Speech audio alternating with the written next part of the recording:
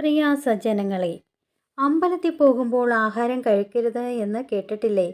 ചെറുപ്പത്തിൽ അമ്പലത്തിൽ പോകാൻ കുളിച്ചൊരുങ്ങുമ്പോൾ നമ്മുടെ അമ്മമാർ പറഞ്ഞു പഠിപ്പിക്കുന്ന പ്രധാന കാര്യങ്ങളിൽ ഒന്നുകൂടിയാണല്ലോ ഇത്. എന്തുകൊണ്ടായിരിക്കും ആഹാരം കഴിക്കരുതെന്ന് പറയുന്നതിൻ്റെ കാരണം? നമുക്ക് ഇതിനെപ്പറ്റി എന്തെങ്കിലും ധാരണയുണ്ടോ? ഓരോ കാര്യത്തിനും അതിൻ്റേതായ ചിട്ടകളില്ലേ? പ്രത്യേകിച്ച് അമ്പലത്തിൽ പോകുമ്പോൾ നമ്മൾ ഓരോരുത്തരും അനുഷ്ഠിക്കേണ്ട ചില അനുഷ്ഠാനങ്ങളുണ്ട്. അവയിലൊന്നാണ് അമ്പല ദർശനത്തിന് മുൻപ് ആഹാരം കഴിക്കാതിരിക്കുക എന്നത്. ഇതിനു പിന്നിലെ കാരണം എന്താണെന്ന് നമുക്ക് നോക്കാം. അമ്പലത്തിൽ പോകുമ്പോൾ കുളിക്കുന്നത് പോലെ തന്നെ പ്രധാനപ്പെട്ടതാണ് ആഹാരശുദ്ധിയും.